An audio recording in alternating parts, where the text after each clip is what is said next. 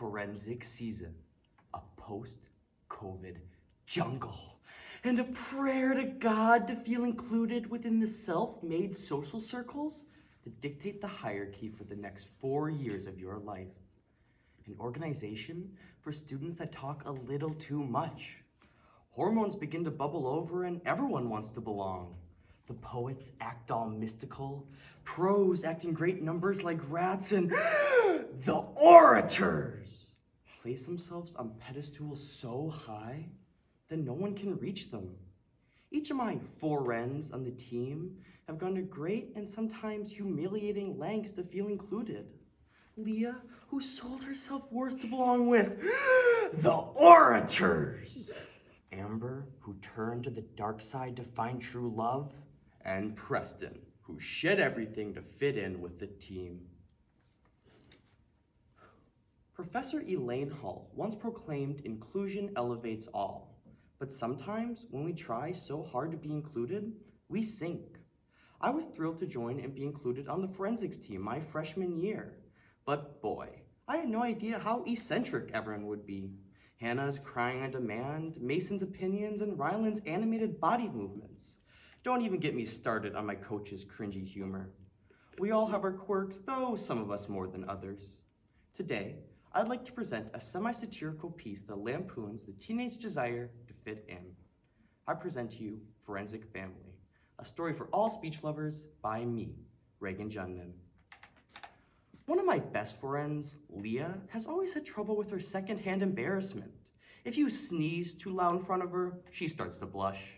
I've been yelled at by her for having my shoes untied more than Johnny Depp was with Amber Heard. This was the case until she met the orators. You know, those stiffs who spend the whole time in the library and get full rides to Harvard. When she saw their great throne over the forensic competition, she knew she had to climb her way to the top. Appleton East, first tournament of the year, Leah went sleeveless.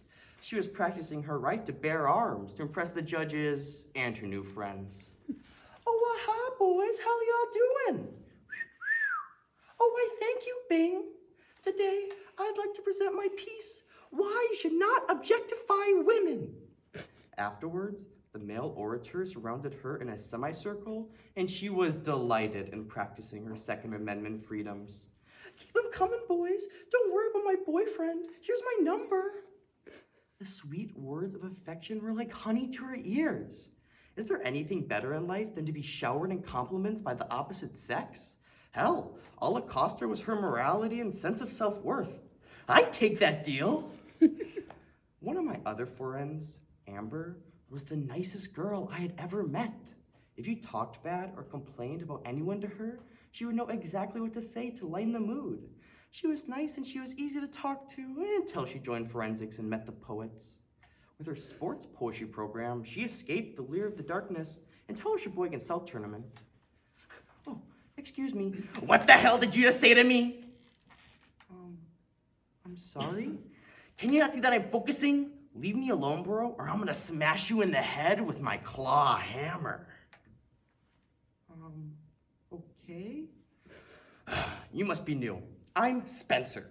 I write all my own poems myself and been considered an artist. My mom says I might even be greater than Edgar Allan Poe, bro.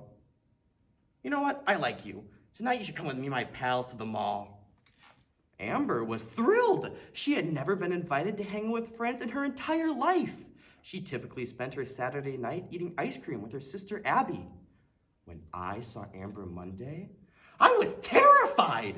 She had dyed her hair black. She had long, dark nail extensions. The worst of it all was that she had gone full emo. She was extremely rude. It didn't say hi to anyone in the hallway. I never did see Amber again. I think she turned into a bat and flew away to where all emos go, California. She used to be so nice, but to be accepted, she had to throw away her whole life. Worst case of all, my late friend Preston. Don't worry, he's not dead. Well, he is dead to me.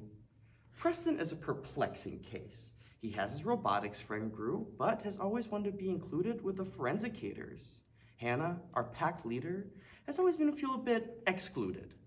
In order to fight this, he was willing to do whatever necessary. Madison, last tournament of the year. Staying overnight in a hotel room with all of your friends is a scary thought. Late at night, after room check, when Coach was sound asleep, we snuck into each other's rooms and played a rousing game of truth or dare. Preston, truth or dare? Dare, Hannah. I dare you to run naked down the hallway. We'll give you a towel for covering. Wait, what? I am not doing that.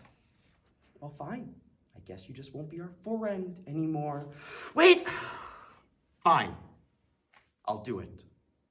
We gathered to watch as Preston dressed down and I gave him a towel for covering.